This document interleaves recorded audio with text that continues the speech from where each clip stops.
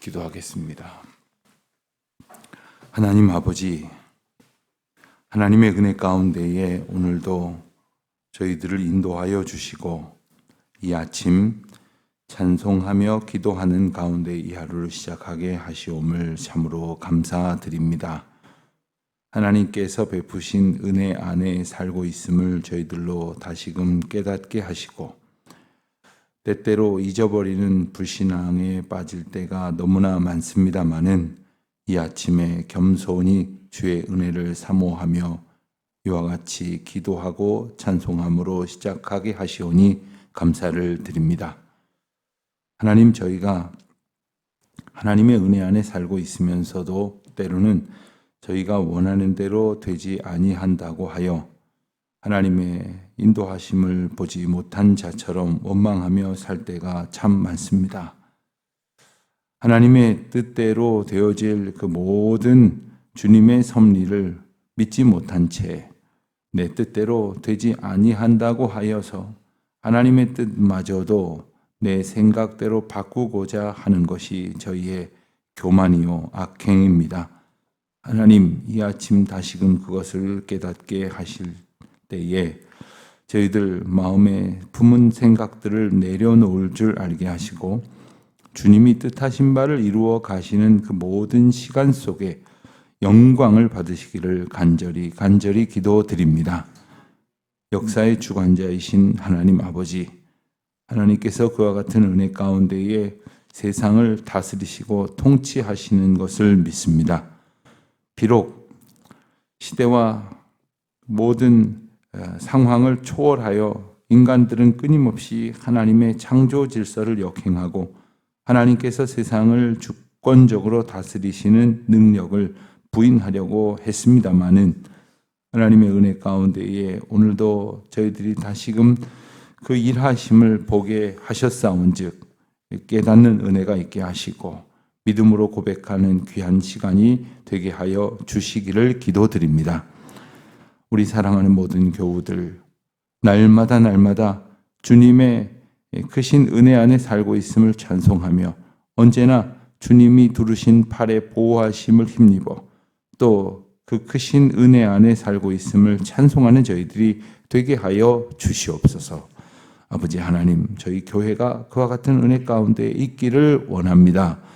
비록 저희들 참 연약하고 그리고 할 수 있는 것 많지 않으나 하나님께서 놀라우신 은혜로 저희들을 여기까지 인도하여 주셨고 또 저희들이 할 수 있는 일이 아님을 깨닫게 하시면서 하나님이 일하시는 것을 저희들로 보게 하여 주셨습니다. 하나님, 오직 주님만 겸손히 의지하는 저희 모두가 되게 하여 주시옵소서. 특별히 공사 현장에서 이제 이루어지는 모든 일들이 그저 아무것도 아닌 줄로 여기고 감격도 하지 못하고 간절한 마음으로 기도도 하지 아니하는 그러한 어리석은 저희들의 모습이 있습니다마는 가만히 들여다보면 생각할수록 또 기도할수록 하나님의 크신 은총이 아니고서는 이루어질 수 없는 일들을 주님께서 이루어 가고 계심을 보게 되오니 주님은 영광을 받으시고 저희에게는 다함이 없는 은혜를 허락하여 주시기를 기도드립니다. 하나님, 때때로 공사가 어려움을 겪습니다. 공사 관계자들 사이에 조화로운 그러한 진척이 이루어지지 못할 때도 참 많습니다. 하나님, 저희가 어찌해야 할 수 없는 그러한 영역 속에서도 하나님께서는 여전히 일하시는 줄 압니다. 주님 도와주셔서 모든 것이 하나님의 은혜 가운데에서 순적히 하루하루 그 공사가 이루어질 수 있도록 은혜를 베풀어 주시옵소서. 공사를 담당하는 모든 사람들의 마음을 하나님 강권적으로 주님 주장하여 주시기를 원합니다. 저희 교회가 그 모든 이 실무자들을 다 일일이 가장 합당한 방법으로 상대할 수 있는 그러한 능력이 부족하오나 우리 주님 도우시는 은혜를 힘입어서 주님이 저희들을 다스리시듯 저들도 다스리시어 하나님의 크신 뜻을 이루어 살게 하여 모든 공사가 이루어질 수 있도록 은혜를 베풀어 주시기를 기도드립니다. 하나님 아버지 도우시옵소서. 인도하여 주시옵소서. 온 교우들로 하여금 주님이 일을 하시는 것임을 보게 하여 주시옵소서. 하나님 아버지, 저희 교우들 가운데에 믿음으로 하나님께서 일하시는 일들을 바라보며 기도하는 분들이 많이 있게 하심을 감사합니다. 온 성도가 같은 마음을 품고 기도할 수 있도록 도와주시옵소서. 이 은혜의 자리에서 멀어지는 그러한 아쉬움을 겪지 않도록 온 성도들 서로 손잡고 기도하며 하나 되어 주님의 은혜 앞에 더 가까이 나아가게 하여 주시옵소서. 아버지 하나님, 오늘도 하나님의 은혜 가운데 저희를 지켜주시기를 기도합니다. 온 성도들 한 사람 한 사람 안보하여 주시옵소서. 슬픈 일 당한 가정이 있습니다. 하나님 위로하여 주시옵시고, 특별히 하늘의 평강 가운데 인도하여 주신 그 놀라운 은혜를 저희들로 보게 하여 주시사 주님의 거룩한 역사를 저희들로 발견할 수 있도록 은총을 더하여 주시옵소서. 하나님, 특별히 저녁 기도회로 모일 때까지 온 성도들 한 사람 한 사람 안보하여 주시옵시고 주님의 은혜 안에 거하게 하여 주시옵소서. 특별히 이제 돌아오는 주일은 성령 강림 주일로, 또 세상에서 스승의 날로 지키는 날을 또 저희들이 함께 기억하면서 선생님들의 노고를 격려하고 또한 축복하는 날로, 그리고 이 땅에 젊은이들 주신 것을 감사하는 청년주일로 함께 기억하려고 합니다. 온 교우들이 정말 주님 안에서 서로를 믿음으로 격려하고 돌아보며 또한 주님이 주신 거룩한 은혜의 시간을 함께 보게 하여 주시옵소서. 이 아침 하나님 주신 말씀 저희들 다시금 묵상하면서 주님이 저희에게 일깨워 주시는 그 뜻을 발견하기를 원하오니 주여 알게 하옵소서, 듣게 하옵소서. 예수 그리스도의 이름으로 기도드립니다. 아멘. 열왕기상 18장 1절로 15절 말씀을 봅니다. 열왕기상 18장 1절로 15절. 이제 저와 함께 한 목소리로 봉독하겠습니다. 많은 날이 지나고 제3년에 여호와의 말씀이 엘리야에게 임하여 이르시되 너는 가서 아합에게 보이라. 비를 지면에 내리리라. 엘리야가 아합에게 보이려고 가니 그때에 사마리아의 기근이 심하였더라. 아합이 왕궁 맡은 자 오바댜를 불렀으니 이 오바댜는 여호와를 지극히 경외하는 자라. 이세벨이 여호와의 선지자들을 멸할 때에 오바댜가 선지자 100명을 가지고 50명씩 굴에 숨기고 떡과 물을 먹였더라. 아합이 오바댜에게 이르되 땅의 모든 물 근원과 모든 내로 가자. 혹시 꼴을 얻으리라. 그리하면 말과 노새를 살리리니 짐승을 다 잃지 않게 되리라 하고 두 사람이 두루 다닐 땅을 나누어 아합은 홀로 이 길로 가고 오바댜는 홀로 저 길로 가니라. 오바댜가 길에 있을 때에 엘리야가 그를 만난지라. 그가 알아보고 엎드려 말하되 내 주 엘리야여 당신이니까. 그가 그에게 이르되 그러하다. 가서 내 주에게 말하기를 엘리야가 여기 있다 하라. 이르되 내가 무슨 죄를 범하였기에 당신이 당신의 종을 아합의 손에 넘겨 죽이게 하려 하시나이까. 당신의 하나님 여호와께서 살아계심을 두고 맹세하노니 내 주께서 사람을 보내어 당신을 찾지 아니한 족속이나 나라가 없었는데 그들이 말하기를 엘리야가 없다 하면 그 나라와 그 족속으로 당신을 보지 못하였다는 맹세를 하게 하겠거늘 이제 당신의 말씀이 가서 내 주에게 말하기를 엘리야가 여기 있다 하라 하시나 내가 당신을 떠나간 후에 여호와의 영이 내가 알지 못하는 곳으로 당신을 이끌어 가시리니 내가 가서 아합에게 말하였다가 그가 당신을 찾지 못하면 내가 죽임을 당하리이다. 당신의 종은 어려서부터 여호와를 경외하는 자라. 이세벨이 여호와의 선지자들을 죽일 때에 내가 여호와의 선지자 중에 100명을 50명씩 굴에 숨기고 떡과 물로 먹인 일이 내 주에게 들리지 아니하였나이까. 이제 당신의 말씀이 가서 내 주에게 말하기를 엘리야가 여기 있다 하라 하시니 그리하면 그가 나를 죽이리이다. 엘리야가 이르되 내가 섬기는 만군의 여호와께서 살아계심을 두고 맹세하노니 내가 오늘 아합에게 보이리라. 아멘. 하나님께서 엘리야를 통해서 아합이 다스리고 있었던 이스라엘에 큰 기근이 있을 것이라는 경고가 발하여진 지 많은 날이 지났습니다. 3년 6개월 만에 비가 내리게 되었는데 이제 3년이 되었습니다. 3년이 지나가고 있습니다. 여호와의 말씀이 다시 엘리야에게 임하여 이르시기를 하며 1절에 새로운 갱신된 명령을 하나님께서 엘리야에게 주셨는데 그것은 아합에게 보이라. 그러니까 아합 앞에 서라. 그러니까 아합 앞에 이제는 내가 이룰 일을 보이라. 그리고 그 일은 바로 내가 비를 지면에 내리리라. 이제 3년 가뭄이 그치고 그리고 비를 내리게 하시겠다는, 물론 그 비가 내려지는 과정 가운데에서 우리가 이제 내일 모레 계속해서 보게 될 아주 극적인 사건이 이제 포함이 되어 있습니다만은 비를 내림으로 아합에게 하나님의 하나님 되심을 보이겠다고 말씀하시는 내용이 나옵니다. 그때의 사마리아의 기근이 심했다 했습니다. 사마리아만 기근이 심했겠습니까? 다 기근이 심했는데 특별히 사마리아를 특정하신 데는 깊은 의미가 있습니다. 사마리아는 이스라엘의 우상 숭배가 가장 극렬했던 곳입니다. 그들이 섬겼던 우상은 바알신, 아세라신. 어제도 말씀드렸지만 바알신과 아세라신은 다른 말로 하면 풍요의 신입니다. 풍요의 신, 그러니까 바알신과 아세라신을 섬기면 가지는 게 많아진다, 부자가 된다, 이런 말인데 특별히 뭐가 많아지느냐? 1차적으로 곡식이 많아집니다. 그래서 풍년을 이루고 그리고 그것을 가지고 배불리 먹을 뿐 아니라 그것 갖다가 이제 이웃 나라에다가 팔아서 이제 부를 축적할 수 있는 그런 강력한 그 수단이 될 수 있도록 하기 위해서 특별히 풍요의 신이라 생각하는 바알과 아세라를 섬겼던 겁니다.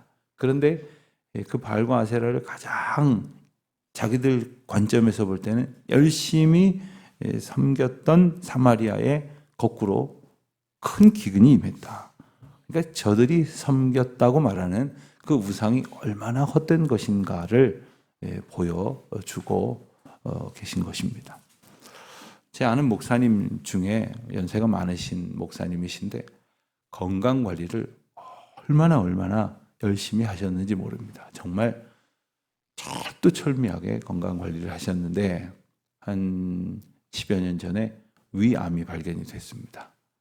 그래서 참 솔직히 의아했어요. 아니, 제가 아는 모든 분 중에 저렇게 신경을 쓰시는 분이 없어요.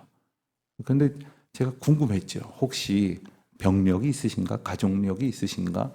혹은 뭐 위암의 치명적인 어떤 버리지 못한 그런 식생활 습관이 있으신가? 여쭤봤더니 그런 거 하나도 없대요. 그런데 제가 속으로 그랬죠. 그런데 근데 목사님, 그분이 목사님이신데 저한테 하시는 말씀에 내가 내 건강을 우상 삼았더니 그게 내 우상이다 라고 일러주시는 것 같다, 이렇게 말씀을 하시는 거예요. 여러분, 건강을 돌보는 것이 뭐가 잘못됐겠습니까? 자기 몸 건강하게 살펴서 주의 일에 힘쓰려고 했다고 늘 우리가 생각하죠. 그러나 그것마저도 내가 열심히 이렇게 수고하면 그것이 나를 건강하게 해줘서 그것이 나를 행복하게 할 것이다 라고 생각한다면, 그래서 하나님 앞에 겸손히 의지하는 것보다 더 크게 여겨졌다면 그 또한 우상이라는 생각을 우리는 하지 않을 수 없는 것입니다. 자, 3절을 보니까 아합이 오바댜라는 신하를 부릅니다. 이 오바댜는 왕궁 맡은 자, 즉 국내 대신이라고 전에는 번역이 됐는데 왕궁 안에 있는 일꾼입니다. 여러분, 왕궁 안에, 즉 왕을 지근거리에서 보좌하고 있는 사람은 어떤 사람입니까? 과거나 지금이나 청와대나 요즘은 용산이라고 부르는 대통령실에 근무하는 사람은 3중 4중에 그 신원조회를 거친다고 하죠. 철저하게 검증을 해서 그 일을 맡깁니다. 마찬가지입니다. 오바댜라고 하는 사람은 모든 면에서 가장 뛰어나고 검증된 사람으로서 아합 곁에서 아합을 보좌하는 사람이었을 것입니다. 그런데 그를 설명하는 단 하나의 설명은 3절 하반절에 보는 대로 여호와를 지극히 경외하는 자였다. 물론 여호와를 지극히 경외한다는 것이 아합 앞에 일 못할 이유는 아니었을 정도로 그는 자신이 맡은 일대로 열심히 최선을 다해서 모든 그러한 기대와 요구를 다 충족시키고도 남았을 것입니다. 그러나 그보다 더 그를 중요하게 설명하는 것은 바로 여호와를 지극히 경외하는 자라. 여러분, 세상에서 우리를 설명하는 말들이 어떤 게 있을까요? 여러분, 우리 자녀들이 어떻게 설명되기를 원하실까요?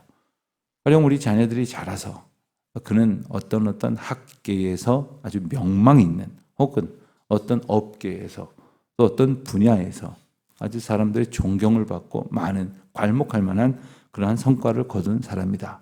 그래서 사람들이 다 존경하고 따르고, 그리고 그에게 가서 지혜를 구하는, 그런 이야기 듣고 싶어 하겠죠.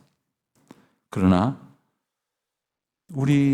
저와 여러분, 그리고 우리의 자녀들과 우리 다음 세대들이 사람들 앞에 기억이 될 때에 여호와를 지극히 경외하는 자다라는 이야기를 듣지 못하면 그 앞에 아무리 좋은 말이 많이 붙어서 설명이 돼도 사실 세상적으로는 조금 빚 좀 받는지 모르지만 궁극적으로는 실패한 인생입니다. 하나님을 지극히 경외하는 삶을 살게 되기를 소원하는 것, 그리고 그렇게 살도록 우리 자녀를 가르치는 것이 너무나 중요한 것이죠. 자, 그 지극히 여호와를 경외한 자라는 설명 뒤에 이 오바댜가 했던 일 한 가지가 소개가 됩니다. 그것은 과거에 이세벨, 아합의 아내죠. 이세벨이 선지자들 멸할 때에, 왜 선지자들 멸했습니까? 사마리아와 인근 이스라엘 일대에 우상 숭배를 가장 극렬하게 하려고 했더니 가장 방해가 되는 게 뭡니까? 하나님의 사람들입니다. 또 하나님의 사람들을 영적으로 격려하고 이끌어 세워가는 하나님의 선지자들 못마땅한 겁니다. 그러니까 그들을 잡아 치워야 되겠는 거죠. 공적에서 한 말인지 사적에서 한 말인지는 모르지만 공공연하게 알려져 있는 말 중에 하나가, 이 나라에 상당한 권력을 가지고 있는 세력들이 모여서 한다는 이야기가 기독교가 줄어야 된다. 교인들이 줄어야 된다. 기독교가 10% 이하로만 줄면 나라 잘 돌아간다. 이런 소리를 했다죠. 제 귀로 직접 듣지 않아서 거기까지만 말하겠습니다. 만약에 정말 그 말이 사실이라면 그건 간단한 문제가 아닙니다. 그건 선거에서 내가 이겨야겠다, 우리가 이겨야겠다, 우리가 계속해서 20년, 30년 집권해야겠다, 우리가 하면 잘 될 거다, 이런 이야기하는 수준이 아니에요. 그거는 여호와를 지극히 경외하도록 하나님께서 부름받아 세워가시는 하나님의 역사와 섭리를 정면으로 거스리겠다는 거예요. 그런데 그와 같은 상황 속에서 하나님께서는 오바댜라는 사람을 세우셔서 선지자 100명을 보호하시려고 50명씩 굴에 숨겨서 떡과 물을 먹였다. 여러분, 50명씩 두 군데 100명을 들키지 않고 숨겨놓고서는 그들을 먹이려면 그 돈이 한두 푼 들었겠습니까? 그거 혼자 할 수 있었겠어요? 사람을 써가면서 그 일을 감당하는데 얼마나 정말 목숨을 건 일이겠습니까? 그런 사람이었다는 거예요. 자, 그 아합이 그렇게 나름대로 또 신실하여 믿을만 했던 오바댜를 불러가지고 물을 찾아 나서자고 합니다. 그런데 함께 다니다 너는 이쪽으로 가라, 난 이쪽으로 가겠다. 그런데 7절에 보니까 오바댜가 길을 가다가 엘리야를 만납니다. 그런데 엘리야가 뭐라고 말합니까? 엘리야가 여기 있다라고 가서 내 주인에게 말하라, 이렇게 말하죠. 그랬더니 당신 9절에 보면 제가 무슨 죄를 지었기에 저를 아합의 손에 넘겨서 죽게 하시려 하십니까? 이렇게 말하지 않습니까? 그렇게 말하고 있는 이유는 뭐냐면 10절 이하에 나오는 것처럼 이전에 선지자들을 잡아 죽였을 때에 가장 그 중에 우두머리라고 할 수 있는 가장 큰 영향력을 가지고 있는 엘리야를 죽이려고 추적했었던 것을 보여주는 이야기가 나옵니다. 당신을 찾지 아니한 족속이나 나라가 없었다. 그러니까 방방곡곡 다니면서 당신을 찾았다. 하나님께서 숨기신 거죠. 하나님께서 보호하여 주신 거죠. 그래서 찾다가 이 마을에 이런 사람을 봤느냐? 못 봤습니다. 만약에 본 것이 들통나면 당신들은 죽을 줄 알아? 이렇게 맹세를 확인을 하면서 전국을 다녔다 이 말이죠. 그런데 11절에 보면 절더러 아하방한테 가서 엘리야를 봤습니다 라고 말하라 하시니 저는 어떻게 하란 말입니까? 아니 말하라 그러면 말하면 될 것이지 왜 이렇게 말하고 있는 걸까요? 자, 오바댜가 이렇게 생각을 하고 있었던 거예요. 엘리야야말로 참 선지자이기 때문에 내가 가서 아하방에 고자질을 해서 아하방이 사람들을 군사들을 데려다가 엘리야를 잡으러 오면 하나님께서 엘리야를 당연히 안연하게 옮기실 것이다. 이게 확신을 하고 있었던 거예요. 왜? 엘리야는 참 하나님의 선지자니까. 그러면 여기 있습니다라고 했던 자기만 쓸데없는 소리 한 게 된 거니까 자기만 죽게 될 것 아니냐. 여기까지 보고 있는 거죠. 오바댜는 그렇게 자기 나름대로는 하나님의 뜻을 자기 나름대로는 자기의 어떤 믿음과 어떤 생각의 근거에서 보고 있었던 겁니다. 그런데 그렇게만 보고 있었던 것이 아니라 그 뒤에 이어지는 말이 뭡니까? 왜 저를 죽게 하시려 하십니까? 제가 이세벨이 여호와의 선지자 죽일 때에 여호와의 선지자 100명을 50명씩 나눠가지고 살리려고 했었던 그 일 못 들으셨습니까? 이렇게 말하고 있는 거예요. 그러니까 나는 죽어서는 안 되는 거죠. 왜 나를 죽이려 하십니까? 지금 이 얘기를 하고 있는 겁니다. 저는 이 구절을 보면서 하나님께서 때로 우리에게 죽음을 생각하게 하실 때, 혹 때로는 여러 가지 상황을 통해서 죽음 앞에 우리가 놓여 있는 듯한 생각을 하지 않을 수 없을 때 우리는 과연 어떻게 생각을 할까? 하나님, 이제 저를 부르시나요? 감사합니다. 믿음을 가지고 주님 앞에 나아갈 수 있도록 지켜주시니 감사합니다. 이렇게 기도를 하는지, 하나님, 이건 아니잖아요? 제가 이렇게 가는 건 아닌 것 같은데요? 하나님 조금 실수하시는 것 같은데 혹시 번지수를 잘못 찾아서 저 옆에 집이나 옆에 동네에 가실 걸 저희 집으로 오신 거 아닙니까? 제가 지금 죽어서는 안 되죠. 제가 할 일이 얼마나 많은데요. 혹시 이렇게 생각하고 있는 것은 아닐까? 오바댜가 지금 이렇게 말하고 있는 것은 하나님의 뜻을 경외한다고 순종한다고 하지만 실상은 자기 생각이 기준이 되어서 엘리야에게 말하고 있는 모습을 우리에게 보여줌으로써 우리가 끝끝내 버리지 못하고 있는 우리 생각, 끝끝내 버리지 못하고 있는 나의 고집 때문에 전적으로 순종하지 못하고 있음을 우리에게 일깨워 보여주시는 것입니다.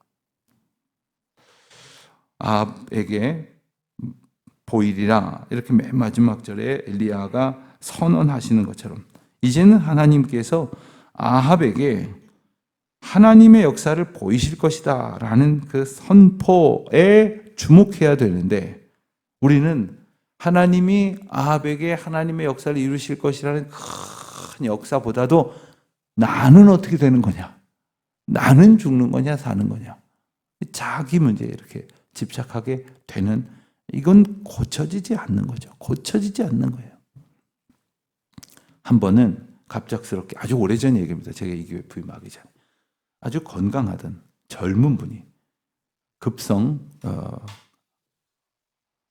간암에 걸리셔가지고 며칠 못 사신다는 청천벽력과 같은 그런 소식을 듣게 됐어요. 구역 식구들하고 함께 이렇게 병문안을 가게 됐는데 대부분 다 충격적인 그런 소식 앞에서 할 말을 잃었는데 역시 같이 신방을 가시기로 한 분이 역시 근심이 가득하세요. 그래서 제가 많이들 염려가 되시죠? 그랬더니 다른 분들은 이럴 줄은 몰랐어요. 이럴 줄은 몰랐어요. 그런데 한 분이 저한테 자기도 모르게 뭐라고 그러셨냐면요. 오늘 다니던 약국이 문을 안 열었어요. 무슨 말씀이세요? 제가 감기가 좀 심하게 걸려서 다니던 약국을 갔는데 해필 오늘 문을 닫았어요. 너무 속상해요. 그래서 제가 보니까 감기 기운이 조금 있어 보여요. 약을 사러 갔는데 못 샀다 이거예요. 지금 남은 갑자기 건강하던 사람이 갑자기 며칠 못 살게 돼갖고 모두가 충격받아서 어떻게 하나님이 우리를 좀 구원하시는 마음으로 이분을 고쳐주셨으면 좋겠다 이런 생각을 하는 와중에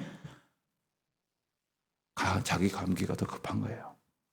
실상은 자기 감기가 더 눈앞에 있는 거예요. 가만히 보면 우리가 그렇게 살고 있어요. 하나님의 크신 역사를 구한다고 하면서, 하나님의 놀라운 일을 구한다고 하면서, 하나님의 거룩한 예배당을 짓는 일에 온 성도가 기도해야 한다고 하면서 화장실 문이 좀 뻑뻑거린다고 지금 이게 더 지금 급한 거예요. 지금. 내 감기가 더 급한 거예요.